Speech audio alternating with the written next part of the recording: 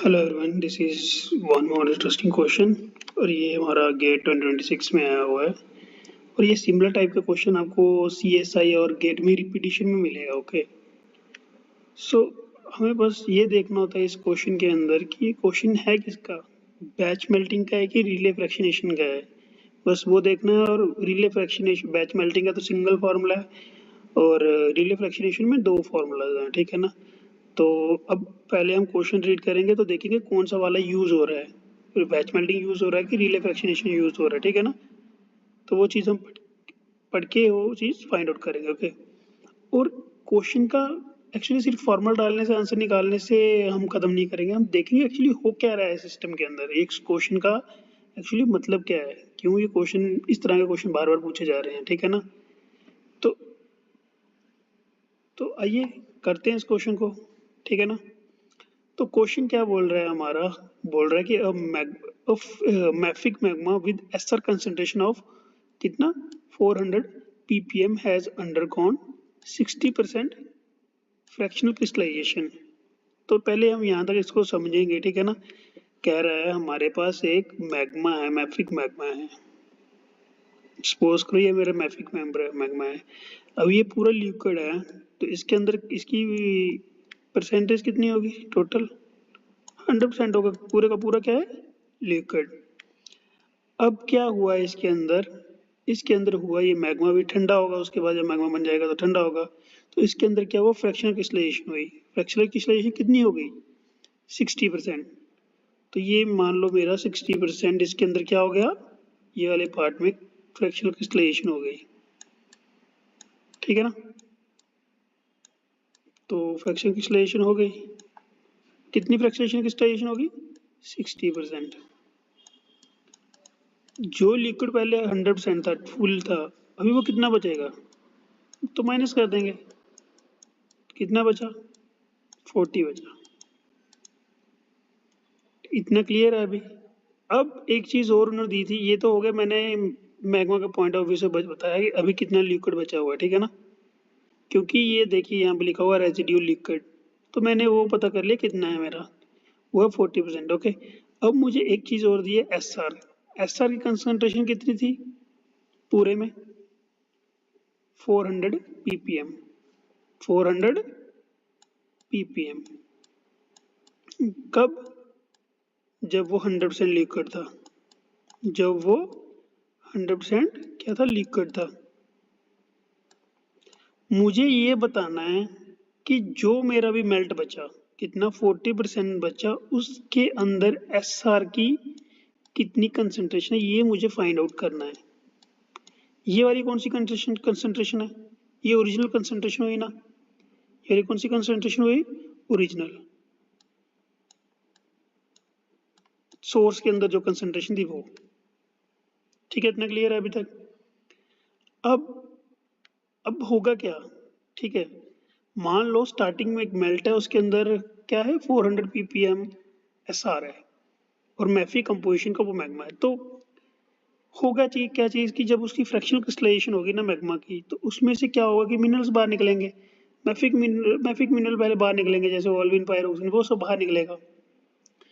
उसके अंदर क्या चीज होगी, एसआर की कंसेंट्रेशन बहुत कम जाएगी, क्योंकि एसआर क्या होता है, इनकम्पैटिबल होता है उन चीजों के अंदर। ये क्या प्रेफर करेगा, लिक्विड में रहना प्रेफर करेगा, ठीक है, लिक्विड में रहना प्रेफर करेगा। तो इससे क्या चीज होगा कि जो हमारी लिक्विड के अंदर एसआर की कंसेंट्रेशन होगी वो बढ़ेगी। अब हमें वही चीज बतानी कि वो कितना है, ठीक है। अब इसके साथ में अभी हमें और क्या चीजें दी है, हम वो सीखते हैं। नेक्स्ट दिया हुआ है, if SR is incompatible in the mineral assemblage that crystallize from the magma। Incompatible means जो सॉलिड फॉर्म में नहीं जा रहा है, सोल्यूशन में रह रहा है, उसको बोलते हैं इनकम्पैटिबल एलिमेंट। तो एसआर क्या कर रहा है, सोल्यूशन फॉर्म में रहने की, फॉर्म में रहने की कोशिश कर रहा है, ठीक है ना, विद वर्क डिस्ट्रीब्यूशन कोफिशिएंट। तो वर्क डिस्ट्रीब्यूशन कोफिशिएंट कितना है इसका दिया हुआ हमें, 0.2। The concentration of SR in residue liquid, हमें बताना है कि एसआर की कितनी कंसंट्रेशन है रेजिड्यू लिक्विड के अंदर। सबसे ठीक, इतना क्लियर है अभी। तो मुझे इसके अंदर बताना है एसआर कितना है। 40% के अंदर जो बचा हुआ है, ठीक है ना। अब हमारे पास दो हैं, एक होता है बैच मेल्टिंग, ओके, एक है हमारा बैच मेल्टिंग और एक है हमारा रिले फ्रैक्शनेशन। दोनों में क्या डिफरेंस है? Relay fractionation melting, sorry relay fractionation,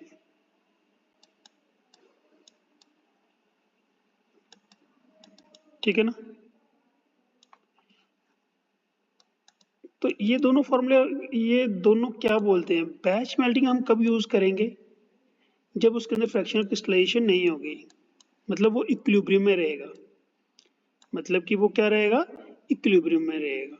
relay fractionation कब है? देखो जैसे हमारे पास एक मैग्मा है, उसमें से कुछ क्रिस्टलाइज हुआ, जो रिमेनिंग मेल्ट था वो अब उसके कॉन्टेक्ट में नहीं है, वो क्या हो रहा है, सेपरेट आउट हो रहा है, वो रिएक्ट नहीं कर रहा उसके साथ, सिस्टम के साथ जो हमारा क्रिस्टलाइज होगा उसके सिस्टम के साथ वो रिएक्ट नहीं कर रहा है, ठीक है ना, उसको बोलते हैं रिले फ्रैक्शनेशन, ठीक है। अब इस क्वेश्चन में हमारा क्या होगा, क्या दिया हुआ, अंडरगॉन फ्रैक्शनल क्रिस्टलाइजेशन, तो इसके अंदर हमारा क्या फॉर्मूला यूज होगा, रिले फ्रैक्शनेशन फॉर्मूला यूज होगा। अब रिले फ्रैक्शनेशन में भी कौन सा वाला यूज होगा, इसमें भी दो फॉर्मूला है, इसके अंदर दो फॉर्मूला कौन से, मैं दोनों लिखूंगा यहाँ पे, ठीक है ना। ठीक है, पहला फॉर्मूला है कंसंट्रेशन ऑफ, ठीक है, फॉर्मूला मैं बोल देता हूँ, हाँ, concentration in, concentration of liquid, SR in liquid, concentration of SR in liquid जो हमारा रिमेनिंग मेल्ट है, ठीक है। पहले फॉर्मूला लिखता हूँ फिर उसके बाद बोलता हूँ, एफ की पावर डी आई -1, एक फॉर्मूला ये है, दूसरा फॉर्मूला क्या है,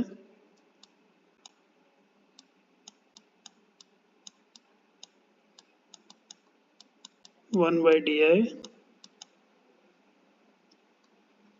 1 - एफ की पावर 1 बाई डी आई -1, ये है हमारा फॉर्मूला, ये दो फॉर्मूला है, ठीक है ना। अब हमारे क्वेश्चन में क्या यूज होगा वो मैं बताता हूँ आपको। अगर तो ये वाला फॉर्मूला होगा, अगर तो इस फॉर्मूला की बात करें, ये वाला फॉर्मूला कब यूज होगा, ये वाला फॉर्मूला कब यूज होगा, जब हमें रेजिड्यू लिक्विड निकालना है। रेजिड्यू लिक्विड के अंदर क्या निकालना है, कोई भी एलिमेंट की कंसेंट्रेशन निकाली, जैसे यहाँ पे मुझे एसआर की निकालनी है तो वो, ठीक है। ये वाला फॉर्मूला कब यूज होगा, ये साथ में लिखा हुआ मैंने, ये वाला यूज होगा मेल्ट का प्रोसेस, ठीक है ना। ये वाला यूज होगा रेजिड्यू लिक्विड के लिए, ये प्रोसेस के लिए यूज होगा, मेल्ट का जो प्रोसेस हो रहा है उसके लिए यूज होगा, ठीक है। तो अब हम इस फॉर्मूला को यूज करेंगे और इसके अंदर जो भी हमारा गिवन है वो हम डालेंगे। हमारे पास गिवन क्या क्या है, हमारे पास दिया हो mafic magma with SR concentration of this, तो हमारे पास कौन सी वाली कंसेंट्रेशन दी है, ओरिजिनल वाली, जब वो 100% है, ठीक है ना। जब वो क्या है 100% है, तो Cl/CO, CO कितना दिया हुआ हमें 400 ppm, और हमें आंसर भी किसमें निकालना है, ppm में, तो इसलिए हम इसको कुछ भी चेंज नहीं करेंगे। एफ कितना दिया हुआ, एफ हमारा किसका है, रेजिड्यू लिक्विड, तो रेजिड्यू लिक्विड कितना है हमारा 40, ना कि 60, ये चीज दिमाग में रखिएगा, 60 फ्रैक्शनल क्रिस्टलाइजेशन हो चुका है, तो यहाँ पे क्या आएगा 40%, 40/100 कितना हो जाएगा 0.4, इतना क्लियर है। अब डी आई कितना दिया हुआ है, D I means distribution coefficient, D I mean बल्कि डिस्ट्रीब्यूशन, वो हमें कितना हुआ 0.2, माइनस क्या करना उसमें 1। अब नेक्स्ट स्टेप क्या है, इज इक्वल टू, ये पावर कन्वर्ट करेंगे कितना आएगा 400 इंटू 0.4 की पावर, अब इसमें से 0.2 में से 1 निकालेंगे तो कितना आएगा -0.8। देखो वहां पे एग्जाम में कैलकुलेटर होगा आपके पास, ये याद रखिएगा माइनस का सिंबल आप वहां पे पक्का डालिएगा, नहीं तो आपका आंसर गलत हो जाएगा, ठीक है ना। ये माइनस का सिंबल आप जब ये डालोगे, उसके वो पावर जब डालोगे, पावर ये वाली 0.8 के लिए पावर जब डालोगे तो माइनस सिंबल पक्का लगाना, ठीक है, तभी आपका आंसर करेक्ट आएगा, अदरवाइज वही रॉन्ग हो जाएगा। ठीक है, अदरवाइज आप क्या कर सकते हैं, अगर ये आपको ये माइनस सिंबल नहीं डालना है, जो भी आंसर आएगा उसको 1 डिवाइडेड बाय उसके साथ डिवाइड करना है, क्योंकि माइनस में है ना तो नीचे जाएगा, डिनोमिनेटर में जाएगा। ठीक है, तो नेक्स्ट क्या है, 400 इंटू, अब जब हम इसको कैलकुलेट करेंगे कैलकुलेटर के थ्रू, ठीक है ना,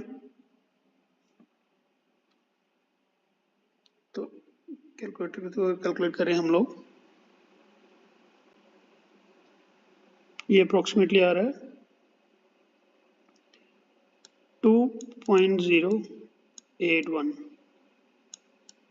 ये आ रहा है माइनस की वजह से। अगर मैं इसको प्लस में, मैं वहां पर माइनस नहीं डालूंगा तो ये मेरा रॉन्ग हो जाएगा, ये क्या हो जाएगा मेरा, उस टाइम पे रॉन्ग हो जाएगा। ठीक है, मैं वो आपको वैल्यू बता देता हूँ कि कितनी आ जाएगी अगर मैं ये चीज़ ना डालूं। ठीक है, अगर ये चीज़ ना करूं तो कितना आएगा, 0.4804 something like this it will come.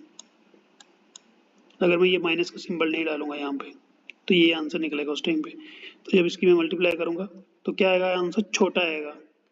अगर मैं इस नंबर की इसके साथ मल्टीप्लाई करता हूँ तो आंसर क्या आएगा, छोटा आएगा। मेरा आंसर में क्यों बड़ा आ रहा है, क्योंकि एस सारे एक इनकम्पेटिबल एलिमेंट है। अब मैं इन दोनों की मल्टीप्लाई करता हूँ तो 8 का 4 से मल्टीप्लाई करूंगा तो ये कुछ समथिंग कितना आ रहा है,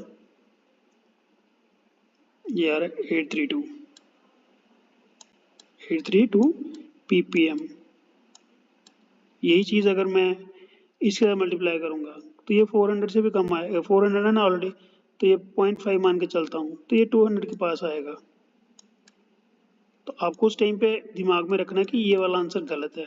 क्यों, क्योंकि एस आर एक इनकम्पैटिबल एलिमेंट है, जितना मेल्ट बचेगा उसके अंदर उसकी कंसंट्रेशन क्या होगी, बढ़ेगी ना कि कम होगी। ठीक है, तो हमारा राइट आंसर कितना आया, 832 ppm। Okay, this is the right answer. तो इस तरह से इस क्वेश्चन को अप्रोच करना है। ठीक है ना, hope you learn something from this video, okay?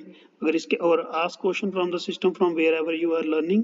और इसके अलावा भी आपको किसी और क्वेश्चन में डिफिकल्टी आ रही है, आप मुझे वो पूछ सकते हैं, कमेंट कीजिए, मैं उस क्वेश्चन को सॉल्व करके आपको दे दूंगा। अगर आपको कोई डाटा को अंडरस्टैंड करने में प्रॉब्लम आ रही है, कुछ भी आपको प्रॉब्लम आ रही है, feel free to ask, okay? और आप जहाँ से भी सीख रहे हैं वहाँ पे भी पूछिए, ओके? और अपॉर्चुनिटी का तो वेट मत कीजिएगा, ठीक है ना? Opportunity will come and go, if you are not ready तो आपको पता है कि आपको लॉस हो जाएगा। ठीक है ना, ठीक है, शेयर इस video with your friends so that they can also get benefit, और डिस्कस भी कीजिए आपस में, ओके? Thank you.